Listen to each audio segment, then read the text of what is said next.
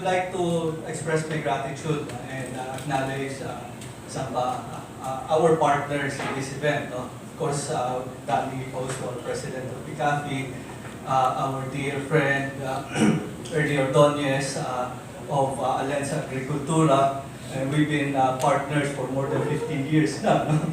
So, and to our partners in DA, DTI, I've seen my good friend Butch Madara, no? My partner in Bamboo, no? Kabambo ko yan.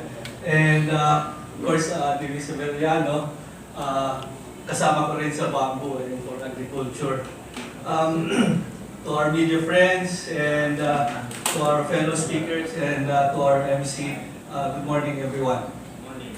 I would like to touch on digital transformation. And before I go through my presentation, I would just like to go through some of the basics. No? So most of us, when we refer to digital transformation, we look at something that is online and it's based on transactions, no? Doing transactions online and asking our government agencies to make many of their services already online. No? But what we really refer to digital transformation, and this is what we advocated, no? And we're trying as PhilMA is trying to channel our advocacy through the private sector advisory council of the president. No? So what you're getting here is actually our version of our version of what we suggest, no, to how the pronouncements of the president we would like it to be operationalized. No? So what we want to have is a system that is measurable, verifiable, and as they wanted also connected. No? So those are the three basic parameters that we would like to establish. And our initial target is to come up with a universal baseline for agriculture. As you know very well, universal baseline for agri is something that has been missing link, no, for all these years. There are several attempts of the Department of Agriculture to make that baseline with RSPSA, as you would know, Registry System for Basic Sector of Agriculture, which we refer, unfortunately, as fake registry. No? So it's not really an attempt to come up with a universal baseline for agriculture. No?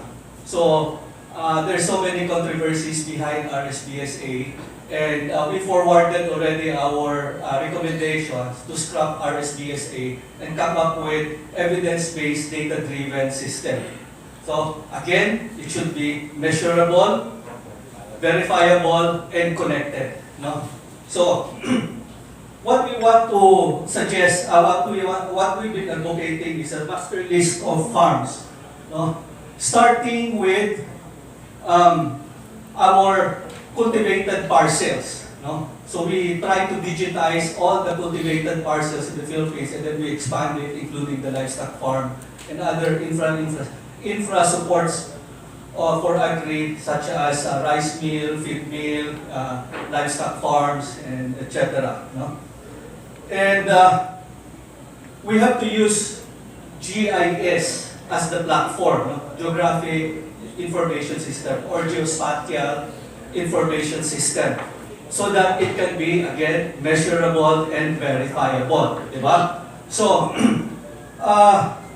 for this to enable this, of course, we have to take advantage of the satellite technology. Specifically, initially, we have Sentinel-2, which we can have access. It passes through the Philippines every 2 weeks, so we can use it as our monitoring system. And if we overlay some data, especially Pag-asa data, we can actually come up with a basic forecasting, no, for the annual yields natin especially for the crops. No? We can also refer to digital transformation later on. No? Once we have the baseline, So once we have the farm registry, and then we look for the owner of the crop so that we can have the master list of farmers who are related to the cultivated parcels, to the particular cultivated parcels, we can go into advanced monitoring, no, and forecasting. So using AI and ML. AI is for artificial intelligence, as you know, and